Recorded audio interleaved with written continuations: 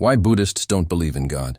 Imagine a spiritual tradition that challenges our conventional idea of a divine creator, a path where enlightenment comes not from external intervention, but from exploring the depths of our own hearts and minds. This is the essence of Buddhism. Greetings, fellow seekers. I'm Matt, and today we're setting off on a journey to unravel one of the most provocative questions in spiritual history. Why don't Buddhists believe in a creator God? Before we dive in, let me clarify. This isn't about promoting one belief system over another or showing disrespect to anyone's convictions. Buddhism is rooted in free inquiry and the continual questioning of everything, even its own teachings.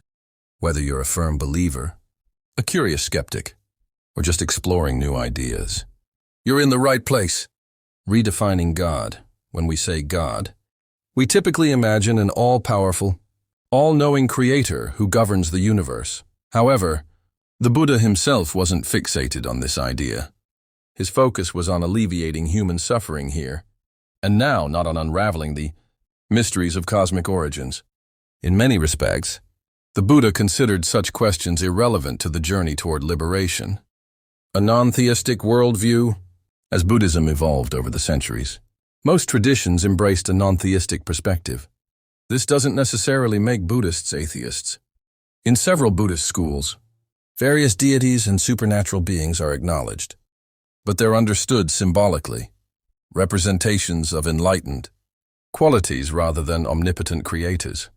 The power within, at its core, Buddhism champions self-empowerment.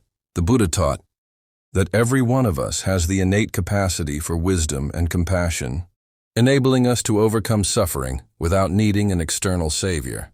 Think of it like having a hidden superhero within, just waiting to be awakened. This radical notion of personal responsibility means that our happiness and spiritual growth are in our own hands.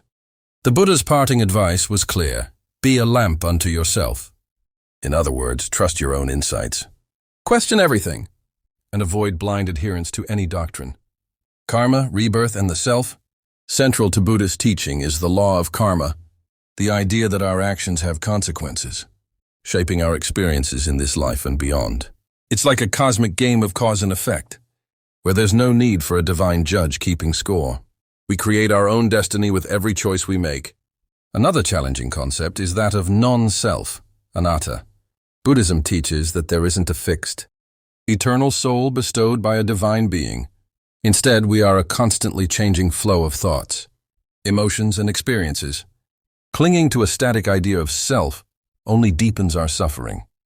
Embracing change, on the other hand, can lead us to genuine freedom. Direct experience over doctrine. What's perhaps most compelling about the Buddha's approach is his insistence on personal experience. He never wanted his followers to take his words at face value. Instead, he encouraged them to experience the truth for themselves, through practices like meditation and mindfulness. By observing our own minds, we can peel away the layers of illusion to discover the true nature of reality, beyond words, concepts, or beliefs, an invitation to inquiry. Rather than getting entangled in debates about the existence of a creator God, Buddhism invites us on a personal treasure hunt. The ultimate reward is the realization of our own limitless wisdom and compassion. There's a famous story of the Buddha's disciple Sarutta, when a wandering ascetic challenged him by claiming that, without belief in a creator God, the Buddhist path was incomplete. Sarutta responded that even if such a being existed, it wouldn't change the transformative power of the Buddha's teachings. We follow this path because we have seen, through direct experience, that it brings peace and liberation, not because of blind faith.